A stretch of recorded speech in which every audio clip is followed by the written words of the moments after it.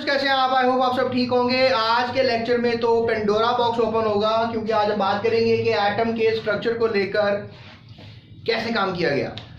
बहुत अरसा पहले की बात है, 1789 में विलियम क्रुक्स ने एक वैक्यूम ट्यूब बनाने का काम शुरू किया। इनको सर विलियम क्रुक्स भी कहा जाता है। और इन्होंने एक ट्यूब तैयार की जिसमें जो है एनोड और कैथोड जो है वो लगे हुए थे। इसे हम वैक्यूम ट्यूब कहते हैं। इसमें इन्होंने जो है करंट लगाया और गैसेस में से करंट पास करके दिखाया, और शुआएं कैथोड से एनोड की तरफ गईं। इन्हें नाम दिया गया कैथोड रेज। यहां से स्टोरी स्टार्ट हुई एटम की डिस्कवरी की। लेकिन इससे भी पहले एक साइंसदान थे जिनका नाम था जॉन डाल्टन।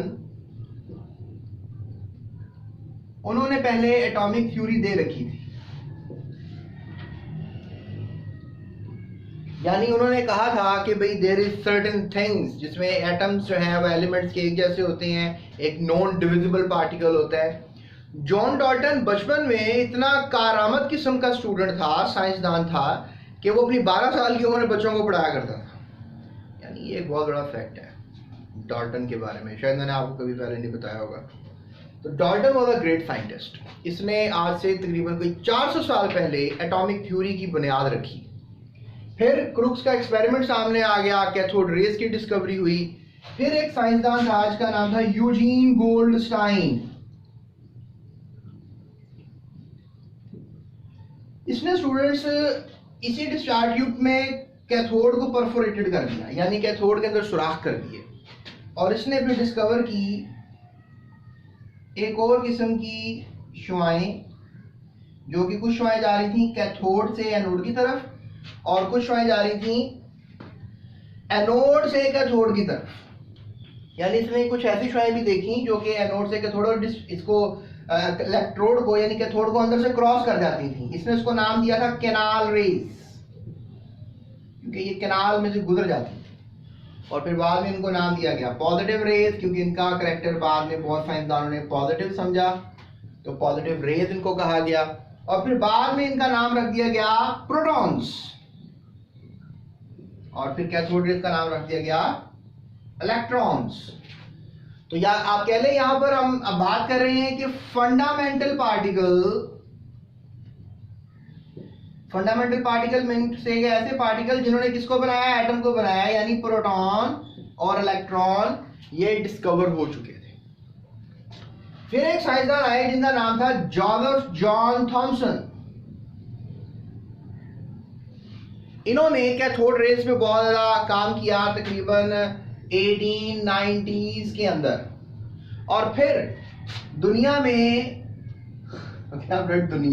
दुनिया में इन्होंने 1904 में पहला मॉडल लॉन्च कर दिया एटम का, कि एटम किस तरह दिखता होगा। उसको नाम दिया, उस मॉडल को उन्होंने प्लम पुडिंग, जो कि एक कच्चा पक्का सा मॉडल था, यानी कि इतनी एक्सपेरिमेंटल बेसिस पे नहीं था, लेकिन उन्होंने ये काम किया। यानी उन्होंने प्लम पुडिंग का नजरिया दिया, प्लम पुडिंग थ्योरी दी, और कहा कि एटम का स्ट्रक्चर कुछ इस तरह है कि पॉजिटिव चार्ज डिस्पर्स हैं और नेगेटिव चार्ज जो हैं उसके अंदर डिस्पर्स हैं। यानी पॉजिटिव नेगेटिव चार्ज जो हैं वो आपस में प्लम इन अ पुडिंग, जैसे खीर की प्लेट में बादाम होते हैं।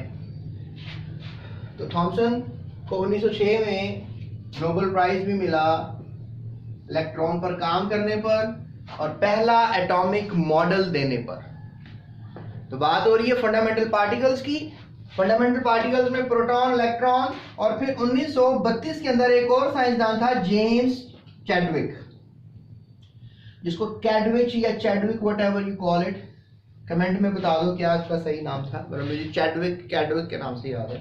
तो चैडविक वैसे सही बन रहा है। तो 1932 में इसने एक्सपेरिमेंट किया, यानी कह लो कि इलेक्ट्रॉन तकरीबन सबसे पहले डिस्कवर हुआ 1879 में, प्रोटॉन 1886 में डिस्कवर हुआ।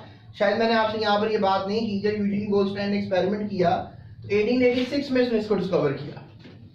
तो फिर कह लो कि 1879 1886 तकरीबन 50-60 साल के अरसे के बाद जाकर कह लो तकरीबन 50 साल के अरसे के बाद न्यूट्रॉन डिस्कवर हुआ। न्यूट्रॉन तो फंडामेंटल पार्टिकल 3 होते हैं किसी भी एटम में, याद रखो। न्यूक्लियस के अंदर होते हैं प्रोटॉन और न्यूट्रॉन, और न्यूक्लियस के बाहर शेल में होते हैं इलेक्ट्रॉन। तो ये थर्ड डिस्कवर हुए। फिर जब ये पहला मॉडल आया तो एक स्टूडेंट था क्लार्क मैक्सवेल का, जिसका नाम था लॉर्ड रदरफोर्ड, जिसको हम आज फादर ऑफ न्यूक्लियर केमिस्ट्री भी कहते हैं। उसने गोल्ड फॉयल एक्सपेरिमेंट के बाद डिस्कवर किया न्यूक्लियस ऑफ एन एटम, यानी उसने बताया कि एटम में जो है वो न्यूक्लियस होता है और इलेक्ट्रॉन घूम घूम के उसके अंदर गिर जाता है। यानी उसने दूसरा मॉडल दिया एटम का। उसने ना सिर्फ न्यूक्लियस डिस्कवर किया, उसने इसकी एक्सपेरिमेंटल वेरिफिकेशन भी दी, बल्कि साथ में यह भी बताया कि इलेक्ट्रॉन किस तरह मूव करता है, जिस तरह के अर्थ मूव करता है सूरज के गिर्द, प्लैनेटरी सिस्टम उसने बताया।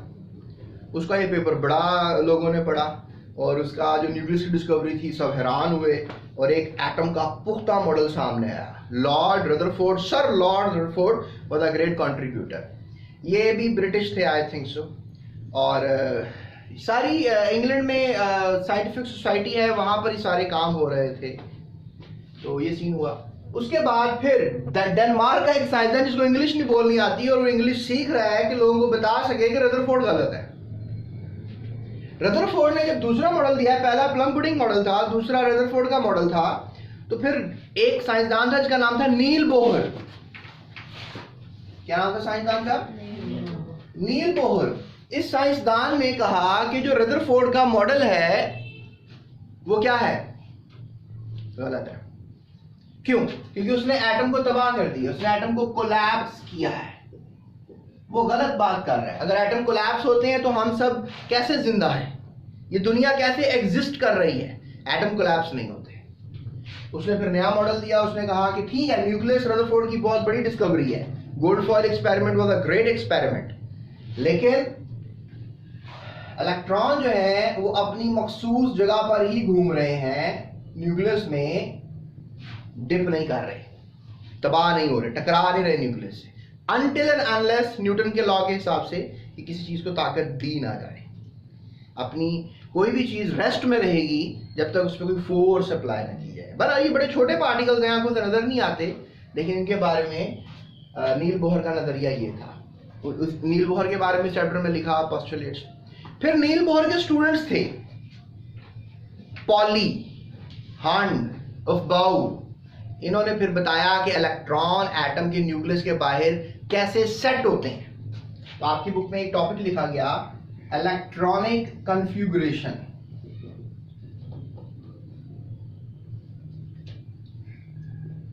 तो स्टूडेंट्स, आज के लेक्चर में आपको बताया, ये आखिरी टॉपिक है। उसके बाद फिर स्टूडेंट हमें साइंसदान ने आइसोटॉप्स का डिस्कवरी भी किया और न्यूट्रॉन के बारे में रदरफोर्ड बता चुका था मैं, लेकिन इतना बता 1920 में क्वेश्चन कोई की थी, लेकिन कोई एक्सपेरिमेंट नहीं था उसके पास, रदरफोर्ड के पास, कोई बता सकता कि एटम में न्यूट्रॉन भी होते हैं। तो न्यूट्रल पार्टिकल की बात जरूर की थी, लेकिन फिर बाद होता है जेम्स टैडमैन ने न्यूट्रॉन डिस्कवर किया 1900, एक्सपेरिमेंट भी दिया। तो ये फिर कह लेंगे ये चैप्टर इस बारे में लिखा गया। आइसोटॉप्स आपका सेकंड लास्ट टॉपिक है, फिर रेडियो आइसोटॉप्स मेरे ख्याल में आखिरी टॉपिक होगा आपके इस चैप्टर का। तो इस तरह से हम इस चैप्टर को पढ़ेंगे। ये चैप्टर बहुत मजे का है, ये हिस्ट्री से बड़ा हुआ चैप्टर है, जिसमें हम आपको बताएंगे कि फिजिसिस्ट यानी कि बहुत अच्छे फिजिक्स पढ़ने वाले और केमिस्ट बहुत अच्छे केमिस्ट्री पढ़ने वाले इस चैप्टर को उन्होंने लिखा है। तो लिहाजा मेरे साथ रहिएगा, ये चैप्टर आपने मेरे साथ पढ़ना है और मैं उम्मीद करता हूँ मेरे साथ पढ़ेंगे। मज़ीद वीडियोस के लिए डिस्क्रिप्शन में लिंक्स हैं, आप उनको फॉलो कर सकते हैं और अभी चैनल को सब्सक्राइब कर लें, क्योंकि मैंने आपको बहुत कुछ बताना है आपको भी। तो स्टूडेंट्स, ये था हमारा आज का lecture. Thank you so much. अपना और दूसरों का ख्याल रखिएगा।